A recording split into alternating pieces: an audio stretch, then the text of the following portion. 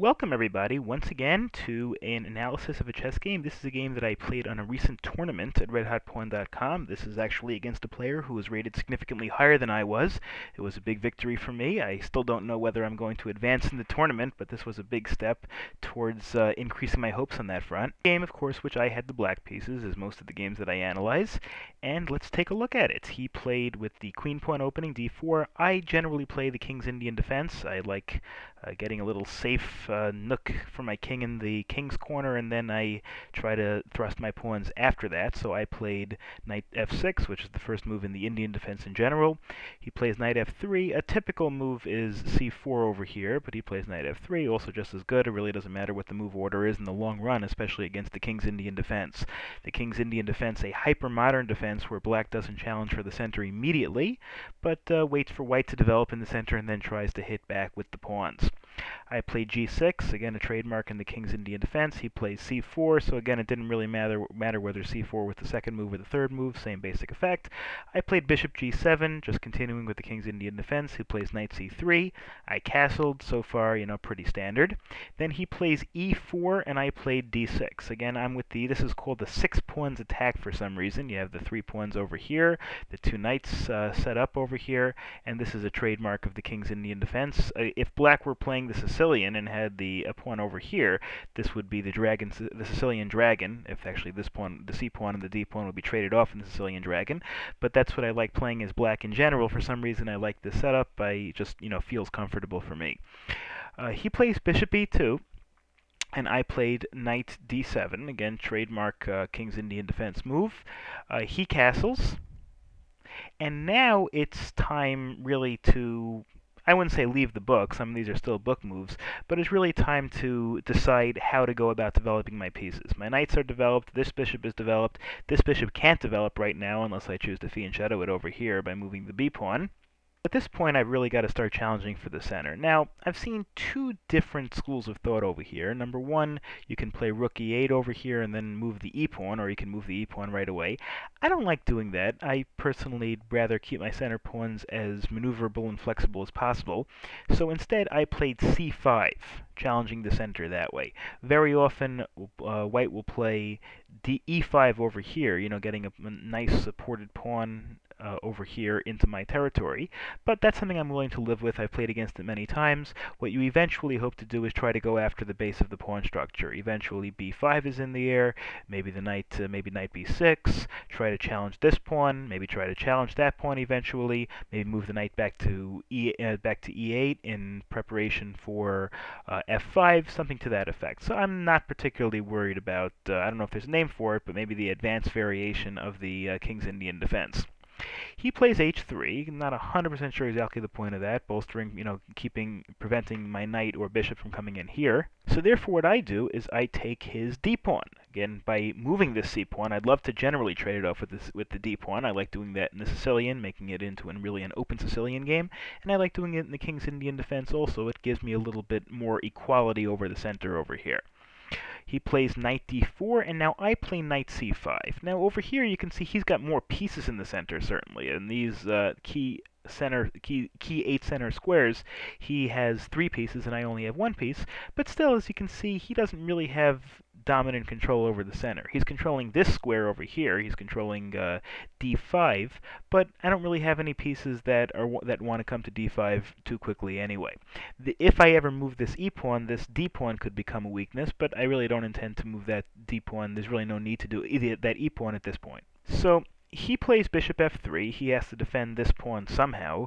Remember, this pawn is being attacked twice by my knight. It's only being defended once, and that was really the only way to defend it, other than to move the pawn up. If he moves a pawn up, if he plays f3 over here to defend this pawn, that's fine, but it weakens his dark squares a little bit. Notice all of his king side pawns would be on the light squares, and I still have my dark squared bishop on the board. I could make a little havoc along the dark squares if he would do that. So he plays bishop f3, a little bit of a weakening move because it hems in this pawn. It doesn't really put the bishop in an ideal spot. You want to leave the bishop as flexible as possible. This pawn is open. It might hang eventually, but at that point I guess he figured it was better than weakening his dark squares by playing f3. So I played knight d7, bringing the knight back. It's accomplished its purpose over here. I'd like to bring it into d5 over here, as you'll see. He plays bishop e3, developing the bishop. That's really the only piece that hadn't been developed yet, and clearing out his back rank for his rooks. I still have a piece that hasn't been developed yet, but I'm hoping that won't be too much of a weakness in the long run. So I played knight e5. Generally, I like to try to get the two bishops. This is kind of in the middle of the game. It's nice to have the two bishops. I threaten this bishop over here. So he plays bishop e2. He doesn't want to give up the two bishops for no reason. I mean, generally, if you give up the two bishops, that's fine, but you want some positional compensation before you trade off a bishop for the opponent's knight. So it's time to develop my last bishop. Bishop d7. Again, there's no real other place that I can bring that bishop to. I can fianchetto it over here, but again, no inherent reason to do that. I used to love to fianchetto my bishops. Now I generally don't fianchetto my queen's bishop because it takes away a little flexibility. A bishop on d2 can go to both sides of the boards very quickly, can control both sides of the board. It prevents these knights from coming into these light squares over here. Whereas if a fianchettoed bishop wouldn't really control the light squared bishops on the queen side at all, on the light squares on the queen side at all. Now he plays f4. Seems like a strong move. This is really where we're starting the crux of the game. This is really where it's the main part of the game is starting. f4 obviously kicks the knight. I think it's a little bit of a weakening move over here, simply because there's no, I guess I don't know if he had any other plan, but it does weaken your pawn structure a little bit. Not that there's anything inherently wrong with this move. Nothing wrong. F4 generally can be a very good move if you're trying to have a center attack. I'm not sure if he saw any long-term center attacks, but he did play f4. Obviously, I only have one move, knight c6. There's no other place that the knight can go safely. He plays bishop f3. Clearly, he's preparing a pawn advance. Maybe he wants to get the major pieces behind these areas, and he has a lot of flexibility with those two bishops next to each other. This knight is in a pretty strong position over here, so I traded it off. Knight takes d4.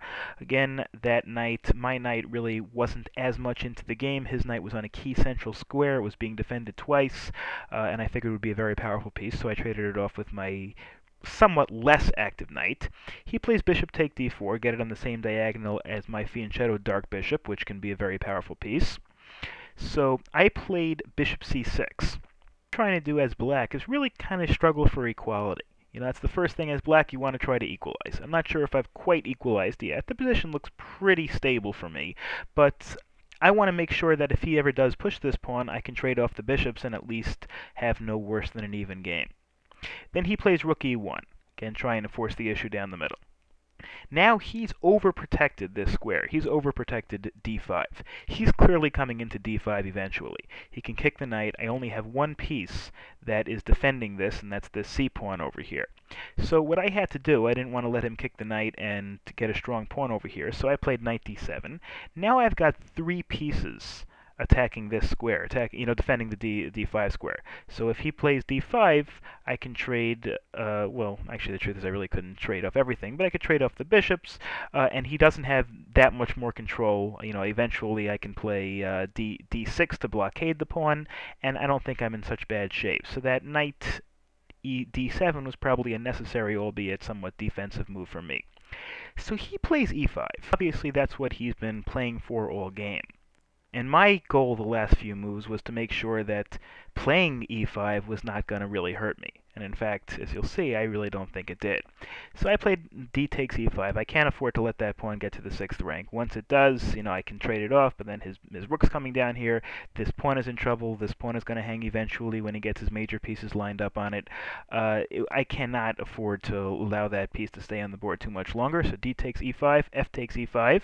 Then I trade off the light squared bishops. Again, no reason not to. Really, I have to trade off the light squared bishops, because if I don't, then he trades it off on c6. Then I have to take it with my b-pawn, then I have isolated pawns, and I'm clearly behind, given the fact that, well, he also has an isolated pawn over here, but certainly I don't want to get isolated pawns on the c-file if at all possible to avoid it. So he plays queen takes f3. Again, he wants to avoid isolating this pawn over here. Now I played queen c7, over-attacking this piece over here. e5 pawn. Now I have 3 pieces attacking it, he only has 2 pieces defending it. Of course, he can't now play, before I said he couldn't, he would play e6. He can't play e6 now because then this bishop will hang, and not only will the bishop hang, it will hang with check. I'll take it, and then check, and then then I move the knight, and I've won a piece, and he's in big trouble, obviously. So he can't do that. So he plays b3. Remember, both of these pawns are hanging. This queen threatens this pawn and this pawn, so one of them is lost at some point. So he decides to defend this pawn. I guess if he's going to leave a pawn hanging, it's going to be this piece. Now, so I, of course, played knight takes e5. Now, I realize this is a little risky. The reason why it's a little risky is because this pawn is kind of weak. It's a little backwards over here. This knight is being attacked twice, and it's being defended